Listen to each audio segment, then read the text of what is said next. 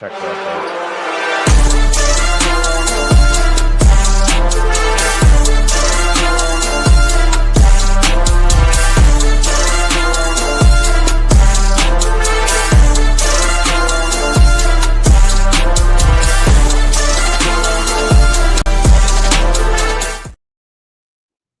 What's going on, Bills fans? Lance Nelson, Kevin Syracuse here after a big win. Kevin, how we feeling, brother? I feel great. 8-2. Bring on the Kansas City Chiefs, Lance. They did squeak out a victory against Denver because, of course, they blocked that field goal. But you know what? The main thing is the Bills took care of business. It wasn't the prettiest by any means, but a win's a win. And as I said, bring on the Chiefs. The next 7 days should be a lot of fun.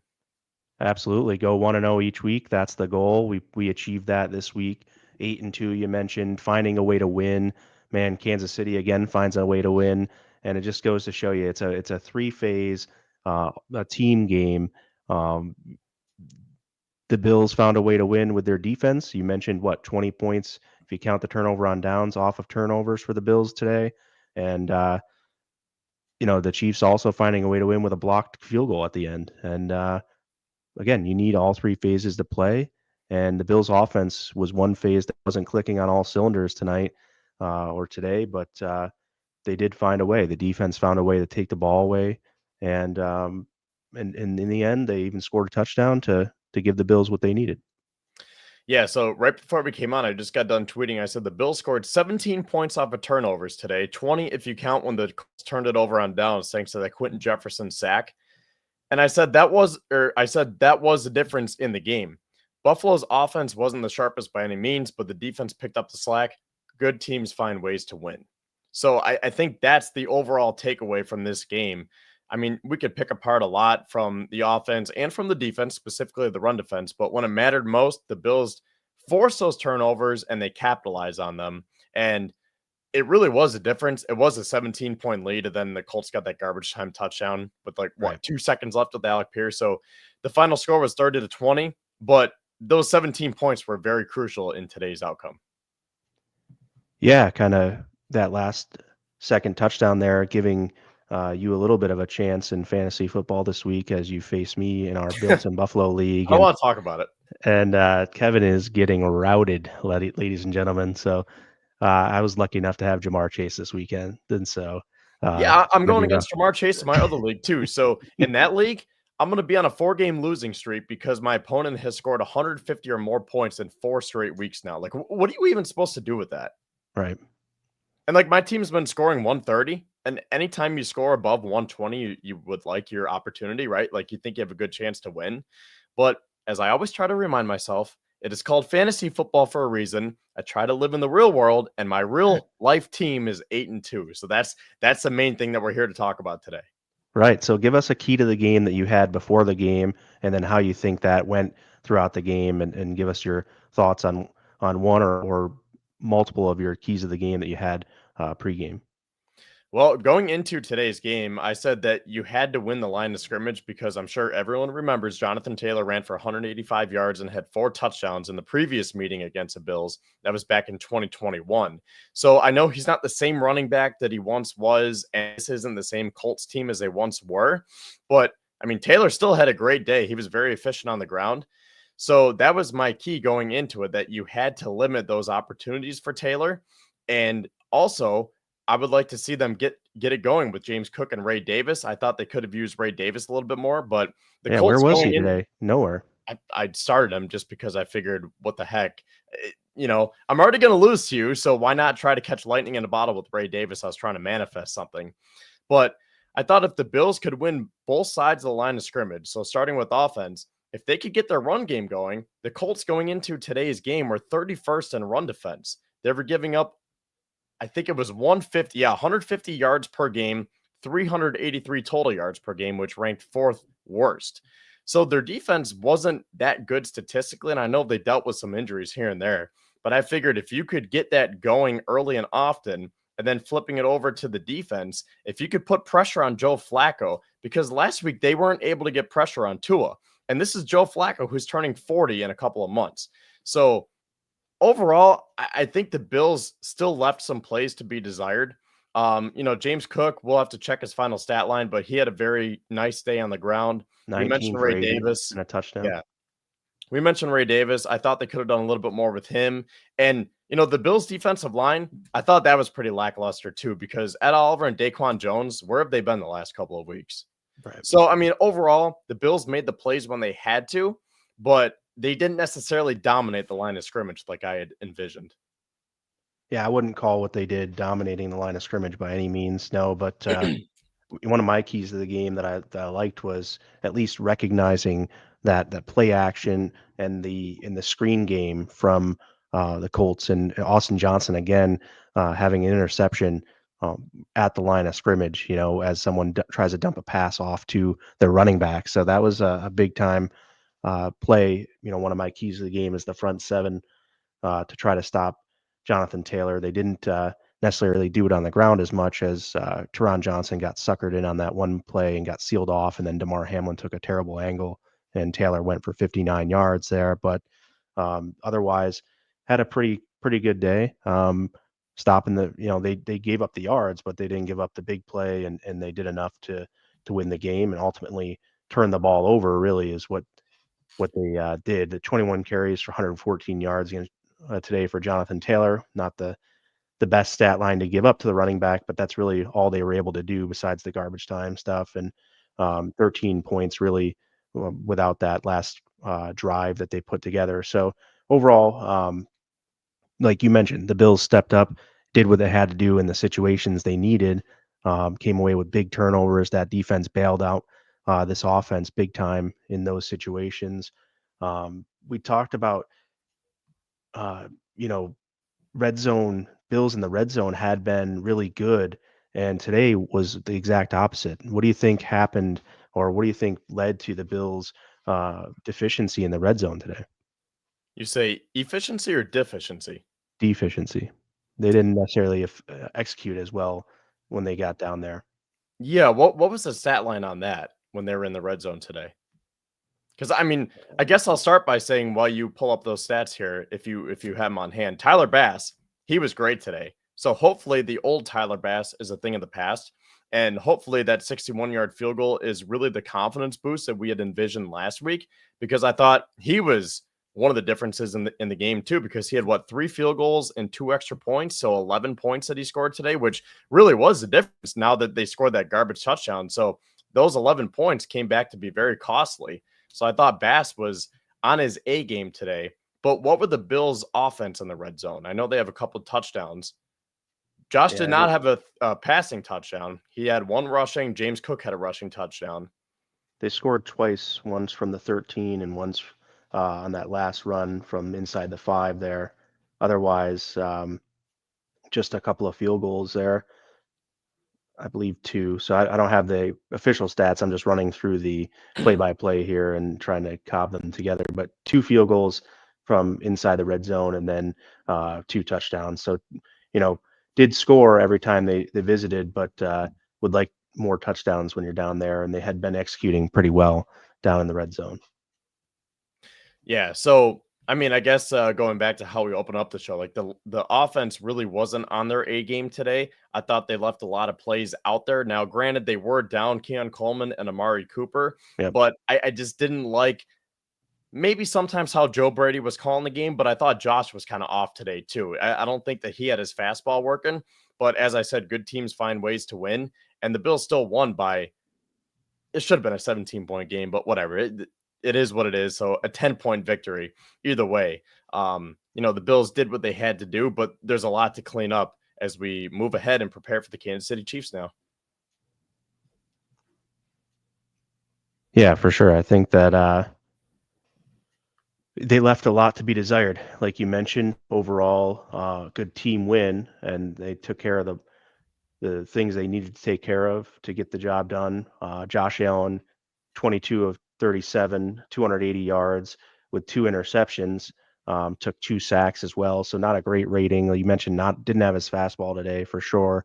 Um, both interceptions, kind of just bad plays, playing out, bad play. So what do you think about Josh moving forward? Do you see anything where there's anything to be concerned about moving forward, or just bad game and move on? Yeah, I mean, I don't think it's that concerning, just considering he hadn't thrown an interception in so long, and then now he's racked up a couple over the last few weeks here. So, as you said, 22 of 37, 280 yards, no touchdowns in the air, and then those two interceptions. His rating was just a 60.6. But I think it'll be easier once he gets his top two wideouts back in Cooper and Coleman, hopefully sooner rather than later. Um, but, I think flipping it to some of the other wide receivers, because we know that Josh Allen will be fine. He's proven himself multiple times. So it's probably Right. just a little bump in the road, a little glitch, and you say, okay, let's get it next week. Because sometimes I think that adrenaline brings out the best in Josh. So I think he will probably have his fastball working next week. Curtis Samuel and Matt Collins. I was very impressed from what I saw from them because Samuel finally did something. I mean, had he even gone over 100 yards combined on the season this year? Wasn't a stat line like 12 of 94 going into today, I think? Curtis Samuel, you're talking? Yeah. I can bring that Because, I up. mean, he had done essentially nothing for this Bills offense, and all they could design for him were these little bubble screens, and he Right. finished today 4 catches for 35 yards. So, I mean, nothing earth-shattering, but I thought that was just a very welcome sign. Matt Collins was the leading receiver, 4 catches for 86 yards, couple of big grabs, 4 targets too. So he was 100% with those 4 catches on 4 targets. And then Khalil Shakir, just Mr. Consistent, and he is so good at getting yards after the catch. 6 catches on 9 targets. So wasn't 100% like he normally is, but either way, he had 58 yards, couple of big catches for him. Dawson Knox, 2 for 40. And then Kincaid just had 2 for 24, but he left with that knee injury. So that'll be something to monitor as we progress throughout the week.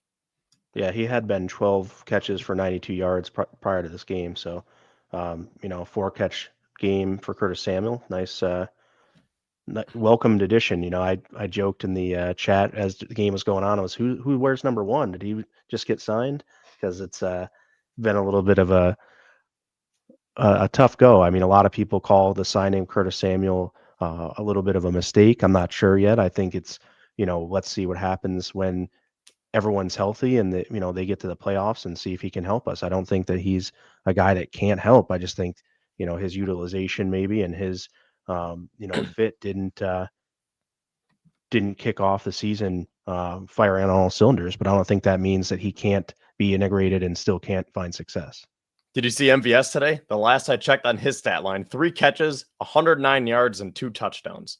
So, I mean, that's another guy. I know this is going back into the past now, so we don't need to focus on MVS because he's in New Orleans. But I thought that the Bills could have used him better in their offense. I don't think that he's that bad of a player. I just felt like Joe Brady wasn't using him properly.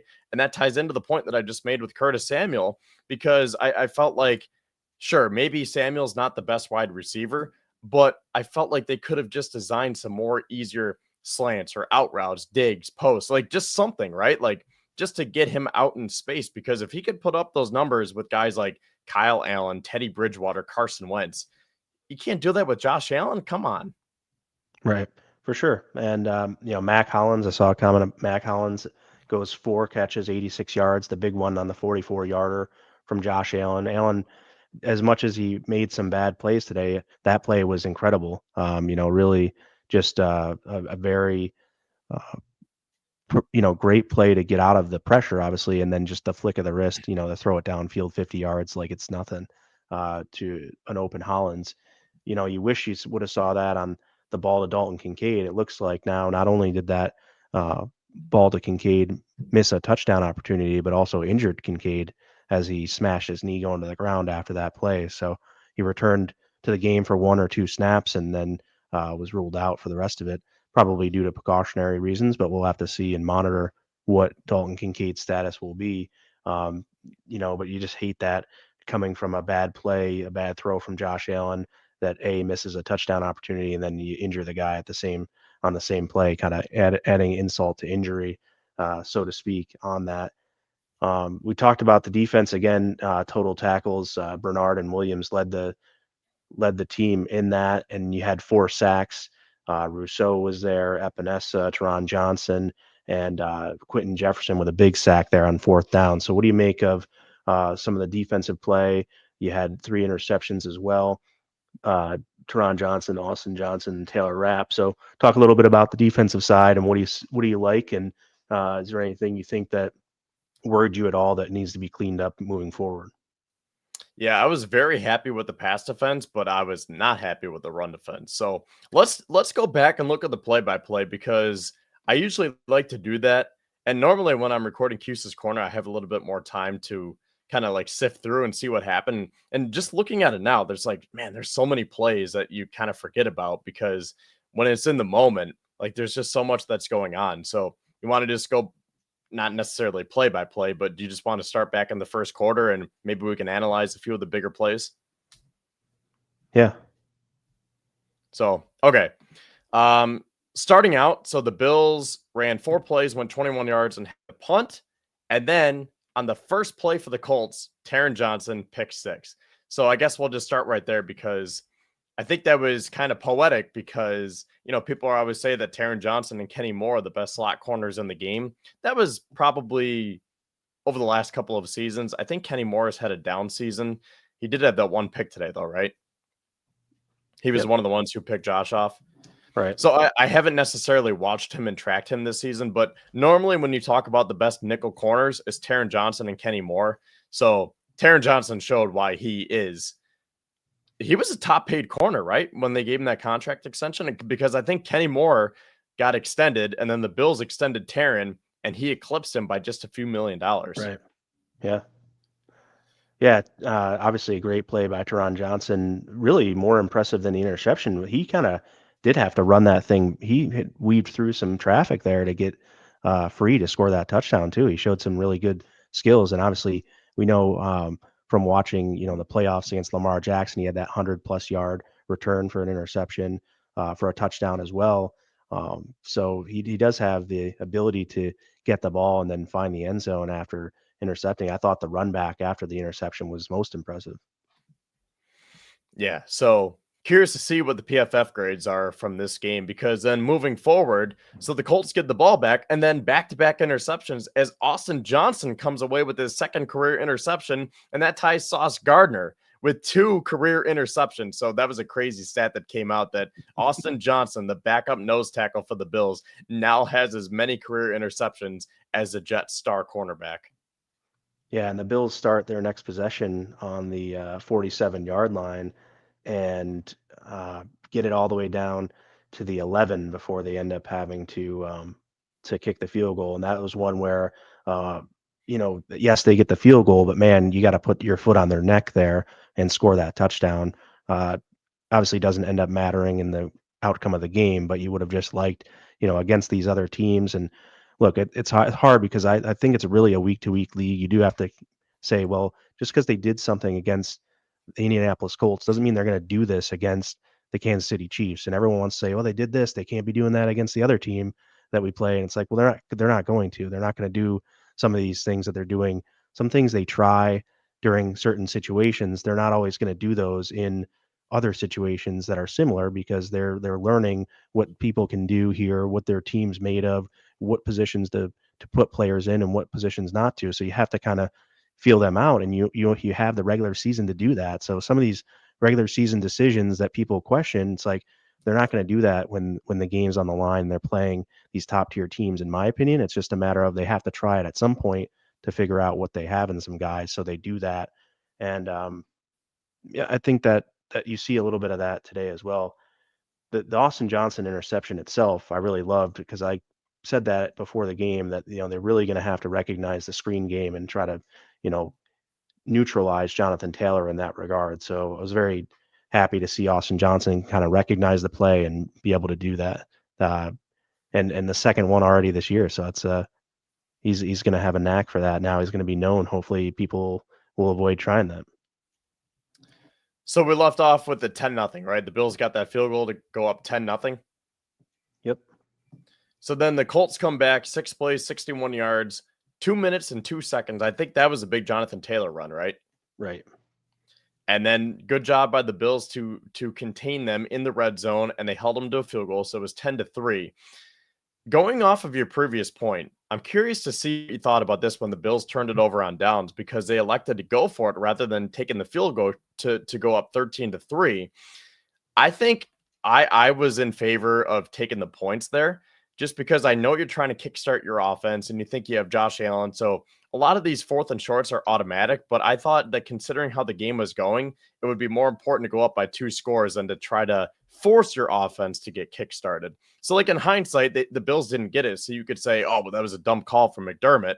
But even if they did get it, I feel like the right move in that moment would have been to just take the 3 points, assuming that Bass would have made it. So, how do you feel about that?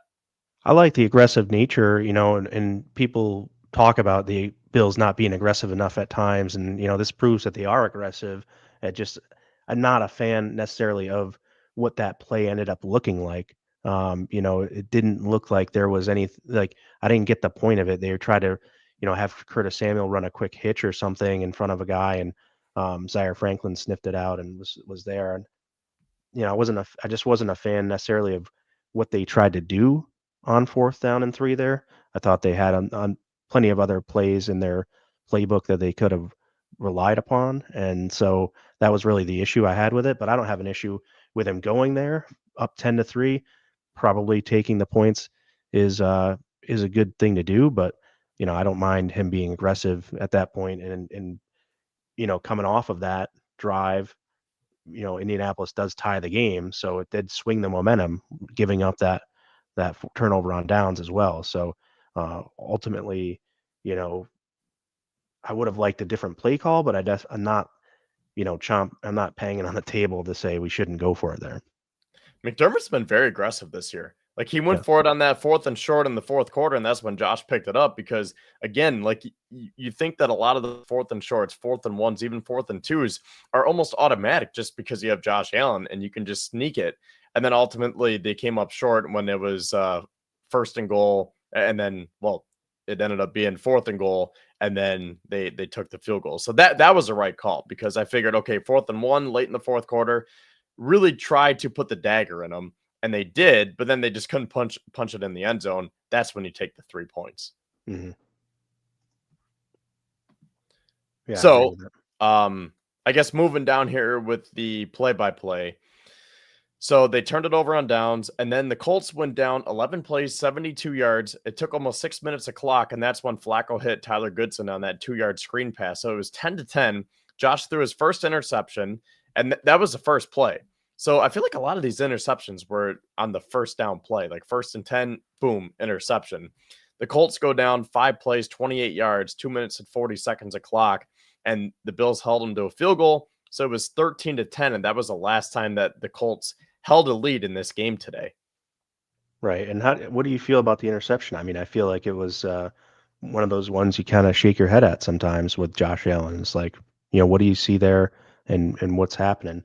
Um, Yeah, what that do you seemed think like the about old that? Josh Allen, where it was just like, dude, where are you going? Because not that you try to make excuses for him, but sometimes you would say, oh, well, that was a bad play call or the wrong route that was ran. But like, no, that was Josh Allen's fault. That was one that he would definitely like to have back. I don't know what he was thinking. That kind of seemed like the old Josh, where he would try to force it rather than taking what the defense was giving him. So that was definitely a costly turnover in the moment. But as I said, the Bills were able to hold them to a field goal. And then they went down and scored 8 plays, 70 yards, 4 minutes and 18 seconds off a clock. And they go up 17-13. And then they would now look back. Yeah, one of the comments here, it's 4 games in a row that the Bills have scored at least 30. So, you got to uh, appreciate that. Although 7 points here from our defense, too. So the offense not necessarily doing all the scoring as well. But yeah, they got the Colts 30 on the Colts, 30 on the Dolphins, 31 against Seattle, and 34 against Tennessee, and then only 23 against the Jets. So 4 straight games with 30 plus points scored, and we'll take that. We're going to need that next week because that's been the issue with beating the Chiefs is not being able to score that 30 plus points on them because we know we can hold them under 30. It's just a matter of getting above it to win the game. That's the problem. So all right. Yeah, keep going with if you want to keep going with the play by play here. Um, the Bills come down and score a touchdown, 8 plays, 70 yards for 4+ minutes. Uh, really, really good drive there. Is that the 44-yard play to? Oh, which one is that? That was the one that ended with Allen a run. Josh Allen rushing touchdown. Yeah. Allen And runs then it there in. was Yep. a Spencer Brown unsportsmanlike conduct. And like, come on. How Yeah. was that a penalty? He literally just stood up for Josh and he got in the other player's face. Now, to be fair, we don't know what he said to that DB, but on camera, like on TV, it didn't look like it needed to be a penalty. So luckily the refs didn't get in the way of the game too much today, but there were a couple calls where it's just like, dude, come on. Don't be calling that. Yeah, I didn't mind. I didn't think the refs went overboard today. I think that that one was probably the one you point at and say probably not. And then you have the guy. I don't know which player it was on the Colts, but dude was just throwing haymakers at Josh Allen on that one rush, and then the next play or two after that, Josh Allen runs and he slides and gets hit late, and they didn't call that either. But otherwise, I didn't have any uh, real issue with the referees.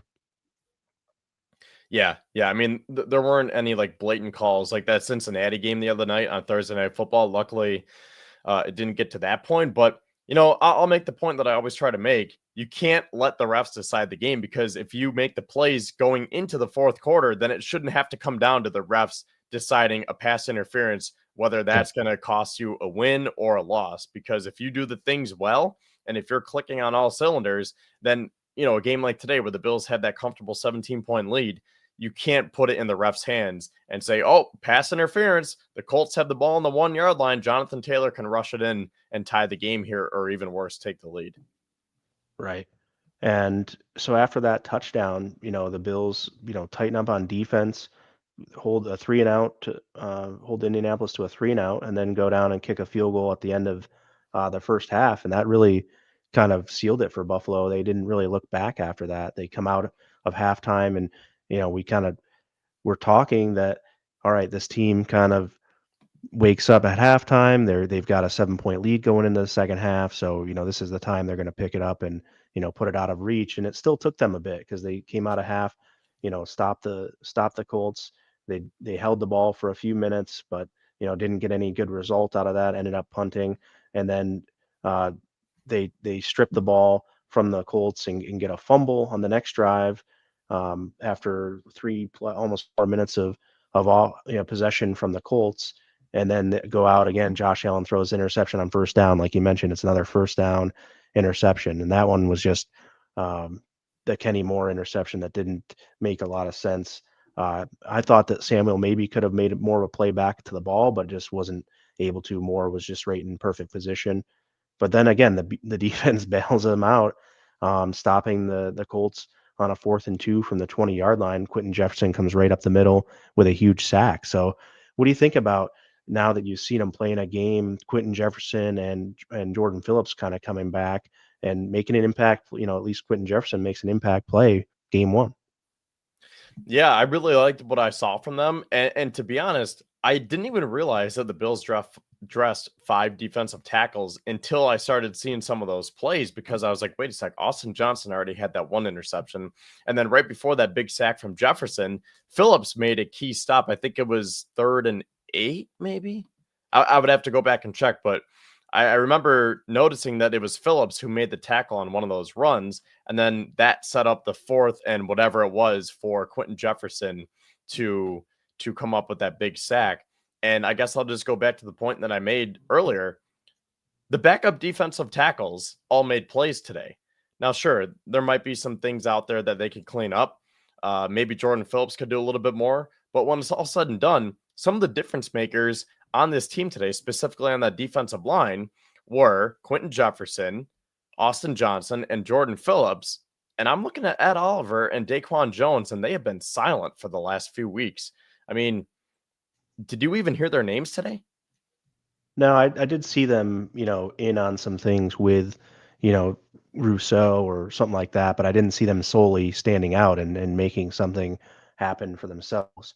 Let's see what Exactly. they. So, I mean, if you're going to pay Ed Oliver all that money, like I need him to start producing a little bit more. And sure, you could say, well, he's affecting the game. Well, I would also like him to affect the game from a statistical standpoint, because if you're going to make millions and millions of dollars, then you got to have more than one tackle.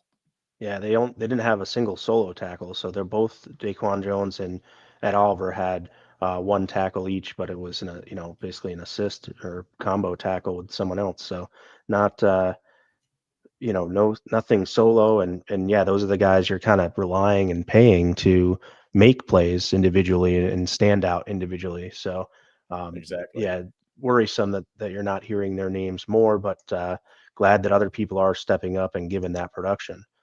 And you're right, it was Jordan Phillips on a 2nd down and 10, tackles Jonathan Taylor up the middle. He gained 3 yards on that play, and then Bernard and Hamlin prevented Josh Downs from getting that 1st down on 3rd, and then Quentin Jefferson made that big play on 4th there. So the next That's drive right. for the Bills, they took it down. They have almost 7-minute drive, 13 plays to go down. Ended up at the Indianapolis 10-yard line, and again, that's where you kind of get frustrated. Where it's like, put the nail in the coffin here. You're at a 10-point lead, and you really or no, sorry, at that point it was still only a 7-point lead. They kicked the field goal to go up 10, but It would have felt like it liked should it. be more, right? Like it felt like Right. the Bills were in control, and it's like still just a 20-13 lead. Yeah, so you would have liked to have that be, a 20, 2-score game at that point, 2-touchdown game. But the defense goes back out there and takes the ball away again. Luckily, Flacco an errant pass, and Pierce kind of tips it up in the air for Rapp to get that, and then the Bills closed it from there, and then they went on a 13-play 6:42 drive to score the touchdown and go up 30-13 and really put the game away at that point. That's when they put the nail in the coffin. Yeah. That was a beautiful drive too. 13 plays, 84 yards, and as you said, almost 7 minutes of clock. And then the Colts went down and scored. I mean, 10 plays, 70 yards. They went down in 3 minutes and they got a touchdown just to make it, just to pad the stats a little bit, make it look a little bit better. So I don't know what the over-under was, but now they scored 50 total points. Yeah, Do that you hit know the what the over. over-under was? I don't know. It must have been 48 or something like that. By the touchdown by the Colts put it over the mark there. And the Bills were favored by 4, right? That was the last that I saw. Yep. So they've covered the spread, but yeah, they hit the Colts with that touchdown, made the over hit. So 46.5. Here it is right here. Sorry, 46.5 was the over under. So yeah, that's the game for you. So some penalties. I think the penalties were costly at times. I think they did deter a few drives, but they weren't overly gross to me. I don't think that there was like, man, I see some people in here with false starts and stuff. Yeah, I definitely have to clean that up. But on the road, you're going to have a couple of those. It's just going to happen. You're not going to be perfect on the road when the other team's crowd is into it, and it's just a difficult thing to do. And I think that everybody has that at times. So I'm not super upset by it, but yeah, it's definitely something you want to clean up and hope to avoid, especially against some of these good teams coming up. Did you see something with Mahomes? I saw it from a Twitter account today that he told the refs, like, let me know when they're coming again, because there was something from Dov Klayman. I saw his tweet where Mahomes said something, and I saw a Chiefs fan respond, say, like, you're taking it out of context, because he was telling him to let him know when the right tackle was lining up out of position. I couldn't hear it based on where I was watching the game, but did you see that clip that I'm talking about? No, I didn't see anything about Mahomes there. Yeah, I'm going to have to go back and watch, because, you know what, let me just try to find it real quick, because I saw that people were flipping out about it. I'm like, is it as bad as people are making it out to be? Right. So yeah, while you look for that, I guess we'll just. Also, Pittsburgh came back and won. Sorry, Mike Williams, game-winning touchdown. Pittsburgh came back. Wow, I didn't see that. I'm getting caught up on some scores here. Nice. Actually, yeah. You wanna pull up some other scores, and we can maybe talk about those real quick, because then I want to talk about the Bills' second half. And obviously, first of all, smash the like. Make sure you subscribe to Built in Buffalo, and feel free to comment, because we want to hear from you guys as well. What are your post-game thoughts as the Bills move to 8-2? But before we do that, Lance, what else happened around the rest of the league? Yeah, we'll kind of go around the division too, real quick. The Patriots end up winning against the Bears 19-3. So another win in the AFC East. What's happening with the Jets? Are they playing? They're playing the Cardinals. Jets are losing right now, 7-3 against Arizona. Up, they just scored, so Arizona's beating the Jets 14-3 now. Um, Earlier today, we had that, we talked about the Chiefs blocking that field goal at the end and beating the Broncos, which is huge to stay undefeated. If the Chiefs lose that game and it's now basically a playoff game next week for the 1 seed, I was very excited for that. And turns out we're not going to get that, but still an important game. If the Bills are able to defeat the Chiefs next week, it still goes a long way in helping towards trying to secure a number 1 seed, because you can't imagine the Chiefs being perfect the rest of the way. More division games to come. The Saints were able to hold on and beat the Falcons 20-17, and the Niners held on to beat the Bucks 23-20, and then the Steelers came back at the end and win 28-27. Earlier, it looks like also the Vikings. That was an ugly game, 12-7 win over the Jaguars. Last game that on the schedule was the Panthers beating the Giants 20-17 in Munich. Yeah, those are a couple of ugly games there, but hey, the Panthers found a way to get it done. So props to them. And I'm happy for Bryce Young because those are back-to-back wins for the Panthers, right? Yeah, for sure. This is an interesting comment. I'm not sure. Maybe our Facebook connection here is a little bit wonky. We'll have to see so we can display the user's name. But you rather play the Chiefs after a close win than a tough loss? I think so, yeah. As much as I was thinking about the 1 seed, I'm also not really thinking about the 1 seed because I'm just trying to take it one game at a time because I really didn't think that the Bills would be in this position. So it's not something that I had my mind set on from week 1, where it's like, we got to get that 1 seed. We got to get the 1 seed. My main concern is just winning the division, which it seems like the Bills should be able to now, and then making sure that you can win in January, because whether it's in Buffalo or in Kansas City or in Cincinnati, home, like whatever the circumstances, the Bills have come up short. So I tried, like, I'm trying to just take the motto this year and be like, I don't care, just get it done in January, because people were saying with the people that I was watching today, like, oh man, like we got to beat the Chiefs next week. I'm like, really? We don't have to, because nothing matters until January. We've beat the Chiefs 3 times over the last 3 regular seasons, right? 3-game winning streak over Kansas City in the regular season, but then the Bills come up short in the postseason. So as Yeah, I much guess I as just would like to have that week off though, because we just keep getting banged up year after year in these wild card rounds and things like that. If you look at it, last year we did lose some key players and had to go into the divisional round, calling AJ Klein off for retirement. So it's kind of like anytime yeah, you can get a game off, a week off, we're having injury problems each and every week, it seems. So it's going to be a war of attrition the rest of the season. I think our bye week coming up after the Chiefs game is going to be pivotal too, but we just need games off to get some of these guys healthy, because if we can miss the wild card round and be able to have a bye week that week, I just think it propels the ability to go all in on that divisional round matchup, and then hopefully be able to get to the championship and make it finally to the Super Bowl. So I think that just from the standpoint of getting, having that in reach, if you actually had, if the Chiefs actually had lost today and you're going in with a chance to tie, now make it a tie and have both teams with 2 losses, I just would prefer that over, even if we win this week, it doesn't necessarily do anything for us now. We have to rely on other teams still to get the job done to be able to secure that. So anytime you can get a week off though and get any extra rest for your players, I just think that that's an important thing. And this is going to be the dog of the schedule now. We have the Chiefs and then the Niners. You have the Rams and Lions after that, and then you get to go back to some AFC East games. So, not looking too far ahead, but I just think it does help you to have those. So Chiefs, Niners, Rams, Lions, and then it's Patriots, Jets, Patriots moving forward. I can't believe we're this far in the season already. Seems like it just started yesterday. So, any more thoughts? We want to wrap up here this game. Did you find the clip you're looking for or whatnot?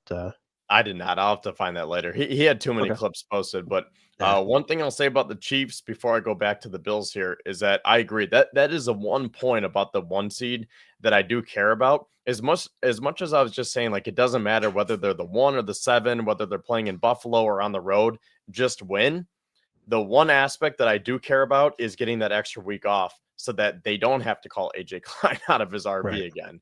And you don't have to be trotting out. I mean, who were the corners last year? Because Russell Douglas was playing on half a knee. Benford was out, right? So I think Elam had to play some valuable minutes. Like they just really had to piece it together. So that is the huge aspect of it that I do care about is if they can get the 1 seed, that's great for injury purposes, but at the same time, just win in January, whether you're the 1 seed, the 2, 3, like whatever it is, um, just win, man. Yeah. So, I mean, just to hammer that point home, I think, yes, the Bills and yes, the offense and yes, Josh Allen didn't have their best game today, but the team won. And that's the biggest thing with this team that I love to see is this team is winning games, just like Kansas City is winning games when their superstars are not at their best. I mean, Allen still threw for 280 today, but overall not his best day. Had 50 yards rushing and a touchdown as well. So over 300 yards of offense with a touchdown on the ground, and people are still not happy necessarily with that. And I get it. Like there was plays to be had, but overall this team is doing enough together as a whole to win, and that's the main takeaway for me is that they're finding a way, and it's against maybe inferior opponents. That's fine. But you have to still win those games even if you have an off day, and they're finding a way to do that. And now what they need to do is go back and prepare and make sure they can come out on fire in the, in front of their home crowd against the Chiefs next week, because another would you call today a slow start for the offense again today? Yeah, yeah, for sure.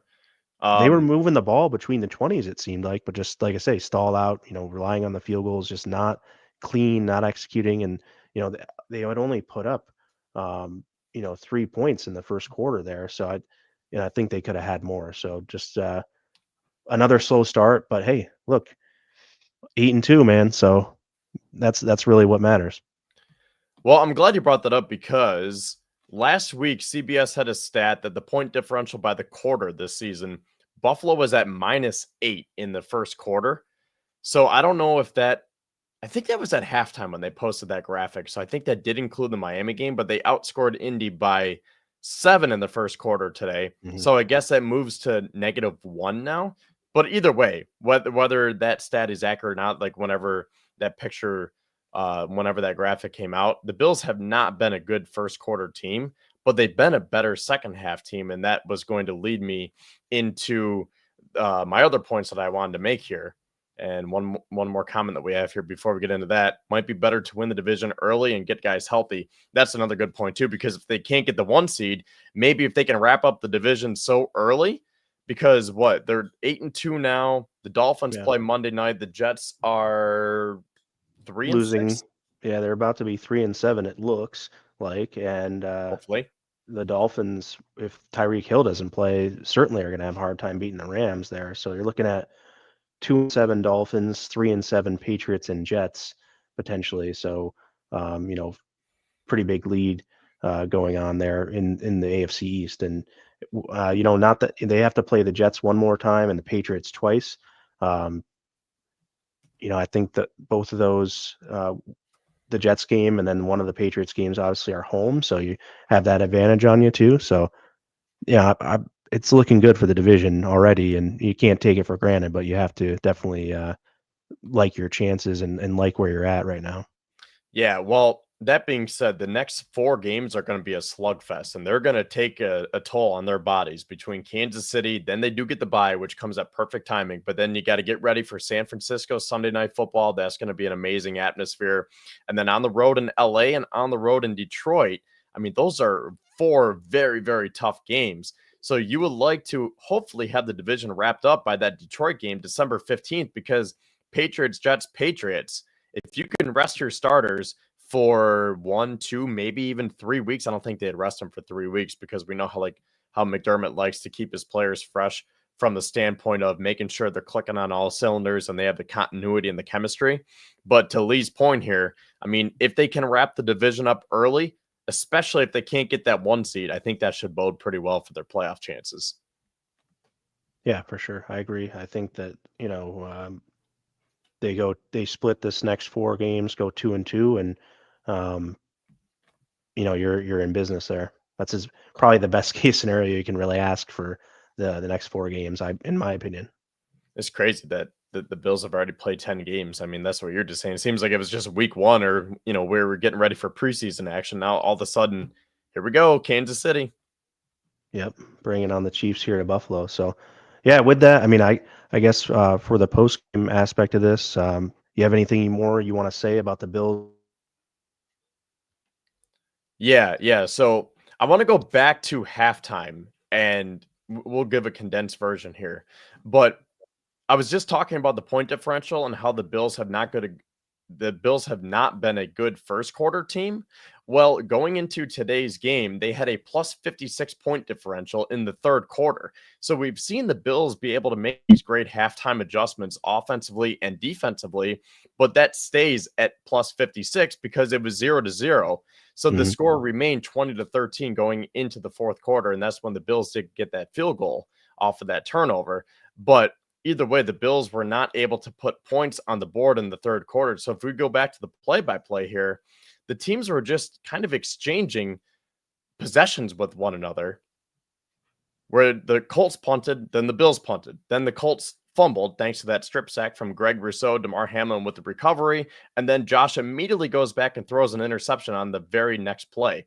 So off of our point about how Josh, it seemed like he was throwing interceptions on those 1st and 10s where it's like you just got a nice drive going or you just had good field position and then Allen threw one of those 2 interceptions. The other point that I wanted to make was I felt like there were a lot of 1st and 10 runs once again, and that's something that I don't think that Joe Brady can keep doing because, sure, sometimes they work with James Cook, but I feel like he just gets too predictable sometimes. And a good defense like Kansas City is going to pick up on that. And you can't just keep running up the gut with Cook. There isn't even a lot of like outside zones or pitches or counters. It's usually just a draw right up the middle with James Cook. Ray Davis had 2 carries for 5 yards today. So he was really underutilized. But that was just 3 for 6, but yeah. Okay, yeah, 3 for 6. But those are just some of the things that I didn't like, and that led to that slow start in the third quarter, where again they were kind of just exchanging possessions with one another, whether it was a punt or a turnover. But then that turning point in the game was a turnover on downs when the score was 20-13, and newly signed, I should say, Quentin Jefferson came up with that huge sack. And that was when the Bills went down starting in the fourth quarter, got the field goal, 13 plays, 60-yard drive, took almost 7 minutes of clock. And that was really all they needed, 20-13. And then one final interception from Flacco and Taylor Rapp coming up with the big pick there. And then that's when the Bills went on that 13-play, 84-yard drive, another 7-minute drive almost. And then that was when they went up 30-13. And that was about all she wrote. Again, there was that garbage time touchdown. But that fourth down stop from Quentin Jefferson, I would really pin that as a turning point in today's game. And again, just the point that I made to open up this show here this afternoon, the difference in this game in general was winning the turnover battle and scoring points off those turnovers because the Bills had 17 points off of turnovers, 20 if you count the turnover on downs. So this wasn't the best day for the Bills offense. Josh Allen was not on his A game. I saw some people were saying that maybe he took himself out of the MVP conversation based on his performance today, but good teams find ways to win, and the defense picked up the slack for the offense today. Yeah, I love that our quarterback has over 300 yards of offense, 280 passing, 50 rushing, and a touchdown, and it's not a good day, but Yeah, I'll take that right. anytime. Obviously the 2 interceptions were bad interceptions, and you would have liked to have those back because those drives may have been the drives where he gets in the end zone throwing the ball. We'll have to see that. But overall, like I said, a great team win. Somebody's asking about when Milano's going to come back. I would expect probably mid to late December. I'm targeting the Jets game at home on the 29th. The last home game, get him some action, maybe get him some more action in the final game against the Patriots just to get him reacclimated to game time action. You know, you don't want to expose him to re-injury too much, but I think he's going to need to ramp up and be able to play and get his legs under him a few weeks before the playoffs start too. So that would be huge. Like I say, if the Bills end up being able to go 3-1 or so through this next 4 games, Chiefs, Niners, at the Rams, at the Lions, if they can find a way to go 3-1 and then win the last 3 games, you're going out now with only 3 losses. I think that gives you at least a shot at having the first round bye in the playoffs. But we'll have to see. I don't know what the Chiefs' schedule is per se because I don't really pay attention to them all that much. But let's just pull it up just for giggles here. They're coming to Buffalo. They have the Panthers, Raiders, Chargers, 2 divisional games. We'll see at the Browns, which isn't very good. They do play the Texans, Steelers, and Broncos to end the season. So there's a couple tough games in there that they have. They're definitely not going to be able to rest their players. It doesn't seem like down the stretch of the season. Yeah, and I think I would put that December 1st game against San Fran as a target date for a bunch of these guys. I think Milano would have a realistic opportunity to come back for that December 1st game. I think Keon Coleman, if he can't come back next week, then definitely for that 49er game. Let's not forget, we have guys like Dwayne Carter, Juwan Smoot. I know Smoot might be a little bit longer than Carter. And then we saw Dalton Kincaid go down today. David Edwards went down with the singer, but he did come back into the game, so that was good to see. Was there one other injury that I'm forgetting about? Spencer Brown, did you mention? I think he came back, Spencer so he's Brown, good. thank you. Yeah, he was a little bit banged up too. So normally I would say the Bills would play it safe. And obviously Amari Cooper dealing with that wrist injury. So normally I would say the Bills would play it safe and say, you know what, we don't necessarily need you right now for this upcoming game. Let's take the bye and get healthy for the stretch run. But it is Kansas City. So I'm curious to see how the Bills kind of play this out because I feel like some of those guys will play. I think there is a good shot that Cooper can come back. Same thing with Coleman. Hopefully there's not more damage than what we're thinking. Same thing with, the new injuries today with Spencer Brown and Dalton Kincaid. But either way, I think when they come out of the bye, they're going to be hitting the ground running. I agree. Yeah, I think, I don't think you can try to rest anybody against Kansas City. I don't think if they can play, they got to play because you have to kind of treat this, in my opinion, like a playoff game. So if they're able to go and help your team in any way, you got to get out there and do that. But I definitely see after the bye week against the Niners, I feel bad for the Niners kind of having to play so many teams off their bye week. My best friend John's a Niners fan, and he's constantly saying how many teams the Niners catch off their bye week. So definitely a tough thing for the Niners to do. But I do think that the Bills are going to have their best shot to come out firing against the Niners at home after the bye week, and hopefully that momentum carries them to LA to beat the Rams, and then we'll see what happens at Detroit, which is kind of a road game, but it's a 40-minute flight, so it's not necessarily a big traveled game. So that's good for the Bills, and then they're going to stay close to home from there on out with the Jets, Patriots, and going to Foxborough once. So overall, again, we're going to keep saying this. Great team win for the Bills. They didn't have any one player having their best game necessarily, but they as a collective they did. Who I guess would you name as the player of the game? Off the top of my head, now I wouldn't say that he's a player of the game, but I was going to make this point, so I guess I'll just kind of tie the two in. I was really impressed with Mac Hollins today. 4 catches on 4 targets for 86 yards, and I think that he's really comfortable in that role now because I know maybe he got bumped up on the depth chart a little bit today with those Coleman and Cooper injuries, but when they are both healthy, Mac Hollins is this team's wide receiver 4, wide receiver 5, depending on what they do with Curtis Samuel. And again, I thought that was a great sign that Samuel finally appeared in the passing game today. So I guess you could make the point about both of those players, but I think that now they don't have to be relied on as those wide receivers 1 or 2, because how many weeks was Mac Hollins lining up as that wide receiver 2? Now that he can be the wide receiver 4, wide receiver 5, I think he is more suited for that role where the Bills can go to him in spot situations. He can be a nice blocker. He can contribute on special teams. And you have that top dog in Amari Cooper when he comes back healthy. You have a budding star in Keon Coleman.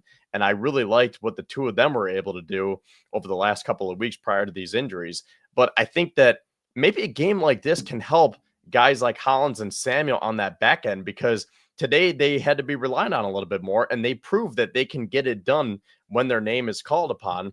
Now, assuming everyone's healthy, they can slide back on the depth chart, and that back end can hold up. Yeah, my biggest thing for when Cooper and Coleman are there is just how much that means for Shakir and Kincaid, really. If you want to throw Knox in the mix there, he hasn't really been super effective, which is another guy with a contract that, he needs to step up and produce what he's being paid. But I think that with Coleman and Cooper, that certainly gives the rest of the field to be open for Shakir and Kincaid. That's my biggest excitement factor for the Bills moving forward is if they can get healthy here. And these are some tough wrist injuries and things like that. Who knows if they're going to be re-aggravated at any point? But I think that getting Cooper and Coleman back really, helps the Bills' offense look easier. I think Josh Allen might be, more settled. He might be more comfortable and be able to take what the defense gives him. He probably felt not having those guys today that he had to do a little bit more himself, and we saw that. We saw kind of, those things forcing things in, or like we said, whether Shakir did or didn't run the right route on that interception is here nor there. But the Samuel interception, there was no confusion. That was just a bad throw for sure. So we're looking forward to getting those guys back, and a healthy Bills team with all these guys is going to be pretty dangerous, come January. And one final point that I'll make is, if you look at the team stats here, I mean, it is fairly even. So I'll just start right at the top here. First downs, the Bills had 21, the Colts had 19. Total yards, the Bills had 415 total yards. So a little bit more than I thought, just considering kind of the slugfest game that it was, especially with those turnovers. But they outgained the Colts 415 to 361. So the Bills had 280 of those yards in the air. The Colts had 240. The Bills outrushed the Colts 135 to 121. So again, everything was fairly even. And going back to our previous question when we open up the show here, Lance, the Bills were 2 for 4 in the red zone. The Colts were also 2 for 4. The Bills had 8 penalties. Indianapolis had 5. But the key stat here is a turnover battle, and the Bills won that 4-2. Obviously, the Colts had 4 turnovers. The Bills had 2. I thought they could be costly, but in the end, the defense came up big and they made the plays to set the offense up in good position. And that's that complementary football that Sean McDermott is always talking about. Yeah, absolutely. Got to have all three phases, and the Bills did enough. Um, Even though their defense didn't play well all the time, they did enough to get those turnovers and meaningful turnovers and meaningful moments of the game, even the turnover on downs. So that's the big takeaway for me. I think Teron Johnson is the MVP of the game. Huge game with interceptions, seemed to always be in the right spot at the right time. Oh, that's right. That was what started this whole conversation. So the MVP, I guess you could say Taron Johnson. I'm going to say the backup defensive tackles. I'm going to say 3 players in one here, specifically because Jordan Phillips really didn't do that much. I mean, I know he made a key tackle, but I'm going to say Austin Johnson and Quentin Jefferson as those underrated MVPs today. Because with that interception from Austin Johnson, again, he now has 2 career interceptions, which ties to Sauce Gardner, which is pretty interesting.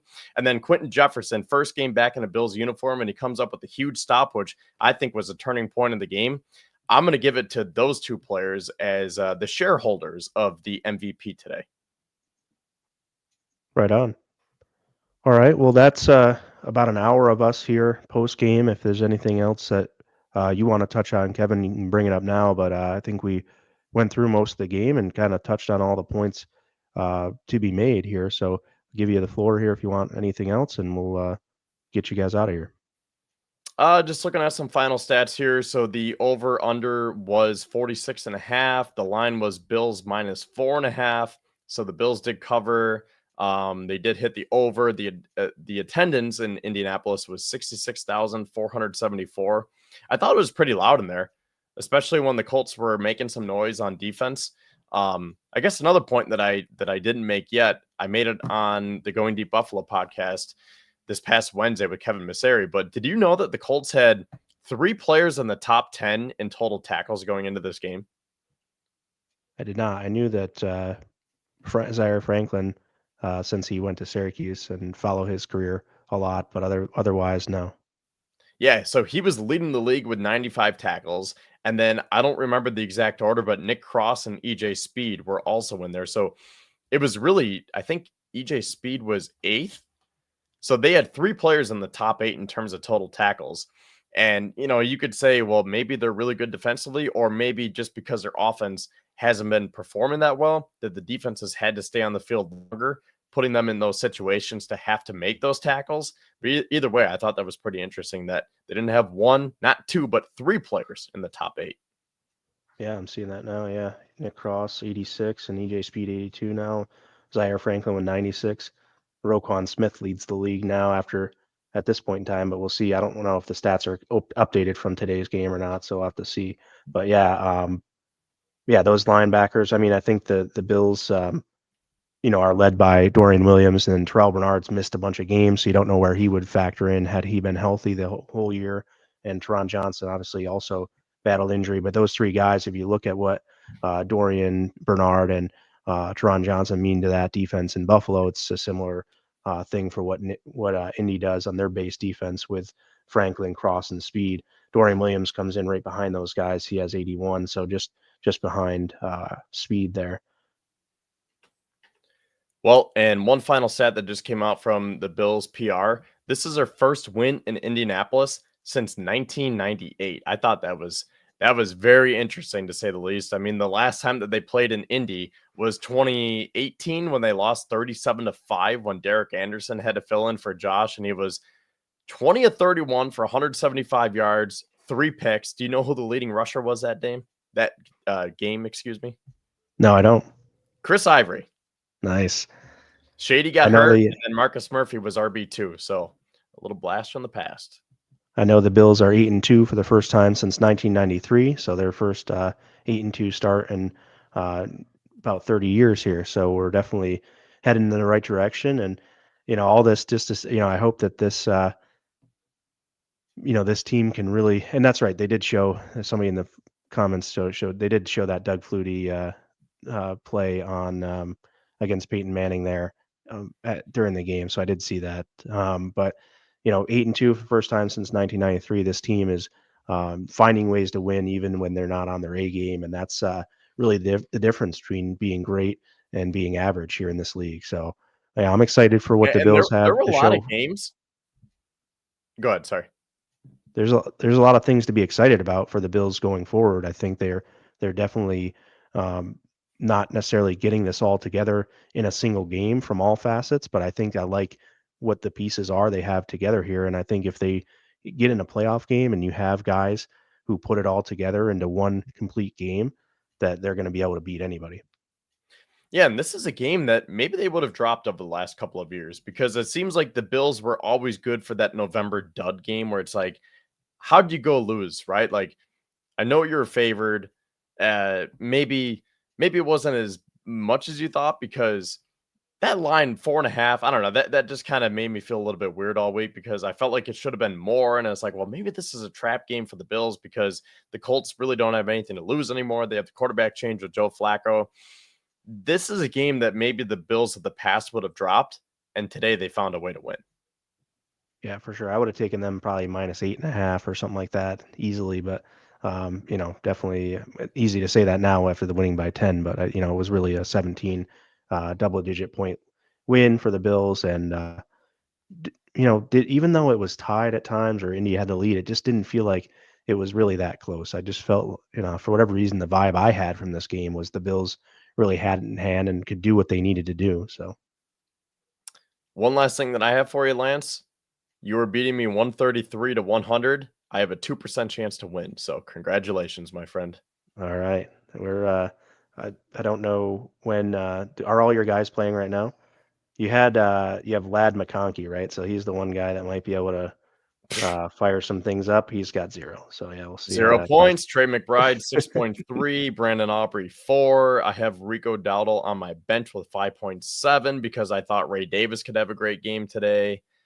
Hey, we got J-Mo Williams going tonight too, so we're gonna stretch that out a bit, hopefully.